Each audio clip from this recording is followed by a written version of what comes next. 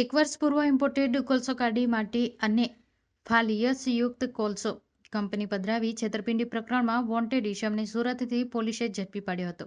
મગદલ્લા પાર્ટથી નીકળેલા કોલસો દહેજ પહોંચવાને બદલે અંકલેશ્વર ગોડાઉનમાં પહોંચ્યો હતો. 62 લાખના વાહનો, મોબાઈલ તેમજ ઇમ્પોર્ટેડ કોલસો, થાન માટી અને ફાલિયસ મળી 71.64 લાખનો મુદ્દામાલ જપ્ત હતો.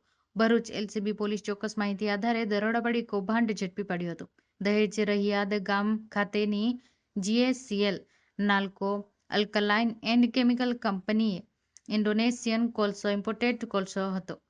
વર્ષ 2024માં ભરૂચ એલસીબી પોલીસે કાપોદ્રા ગામની સીમમાં લક્ષ્મી વે બ્રિજ પાછળ આવેલા નઈમ નામના ઈસમના શ્યામ એન્ટરપ્રાઇઝના સર્ચ કરતા 7 ઈસમો ટ્રકમાંથી ઇમ્પોર્ટેડ કોલસો કાઢી તેમાં થાન માટી અને ફ્લાયસ મિક્સ કરી રહ્યા હતા અને પોલીસે તેમની પાસે કોલસાના જરૂરી આધાર પુરાવા માંગતા ઉડાવ જવાબ મળ્યા હતા.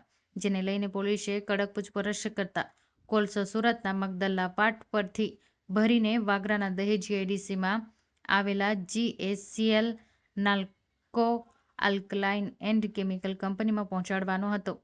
જે લાવીને તેમાં રહેલા ઇમ્પોર્ટેડ કોલસો કાઢી લઈ તેમાં થાન માટી અને ફ્લાયસ મિક્સ કરી કંપનીમાં લઈ ખાલી કરતા હતા. જે આધારે પોલીસે સ્થળ પરથી 7 ઈસમોની ધરપકડ કરી હતી અને 4 ટ્રક, 1 લોડર મશીન, 1 કાર અને 1 મોબાઈલ અને 9 મોબાઈલ મળી 62,66,000 રૂપિયાનો તેમજ ઇમ્પોર્ટેડ કોલસો, થાન માટી, ફ્લાયસનો જથ્થો મળી કુલ 71.64 લાખનો મુદ્દામાલ જપ્ત કર્યો હતો.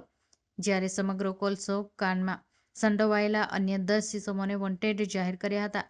જે કોલસા કૌભાંડના છેતરપિંડી સગ્રામ હીરાભાઈ વાઘાભાઈ માલકિયા હતો.